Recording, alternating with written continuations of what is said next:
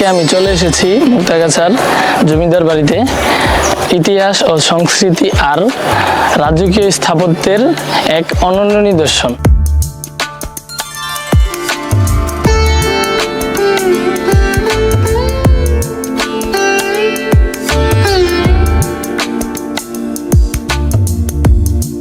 মুক্তাগাছা জমিদার বাড়ি, যা ময়মনসিংহ জেলায় এবং মুক্তাগাছা উপজেলায় অবস্থিত।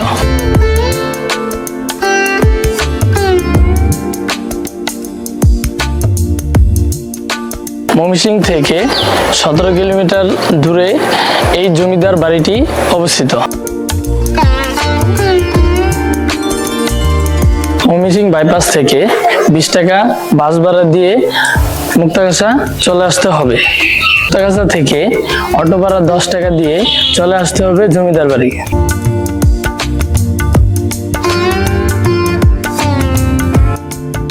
আরেকটি পদ্ধতি হলো, রেলপথে যদি কেউ আসতে চান তাহলে ময়মনসিংহ জংশন থেকে রিক্সা ভাড়া 40 টাকা দিয়ে চলে আসতে হবে টাঙ্গাইল বাস স্ট্যান্ড।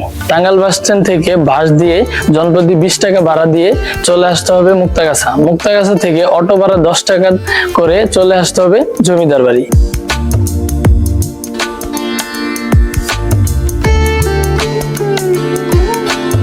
জমিদারের একটি কর্মচারী ছিল যার নাম মুক্তারাম।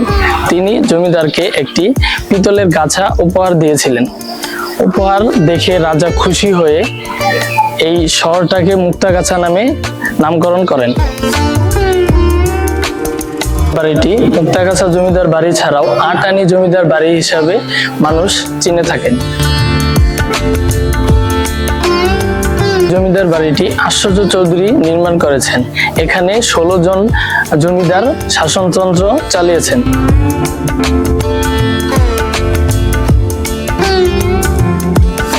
এই প্রাচীন হাওয়া ভবন। হাওয়া ভবন নির্মাণ করেছিল সর্বশেষ জমিদার। ভবনটি যে নির্মাণ করেছিল তার 2 হাত কেটে দেওয়া হয়েছিল, কারণ যাতে এই বাংলার বুকে সে এমন হাওয়া ভবন আর না তৈরি করতে পারে।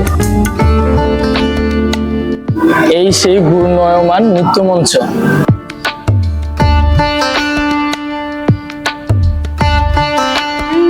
নৃত্যমঞ্চটি সুদূর ইউরোপ থেকে আনা হয়েছিল।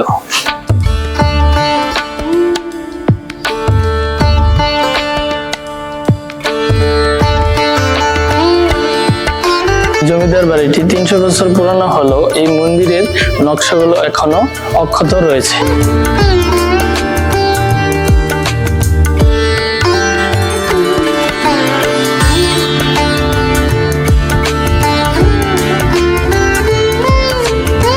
এই মুক্তাগাছা জমিদার বাড়িটি শুধু চোখে দেখার জায়গা না, অনুভব করার জায়গা।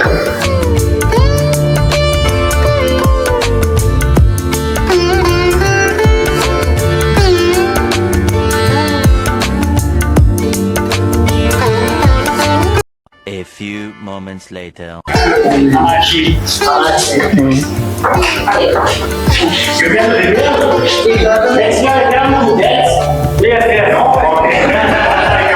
আজকের ভিডিওটি এ পর্যন্তই। আবার দেখা হবে নতুন কোনো ভিডিওতে। আল্লাহ হাফেজ।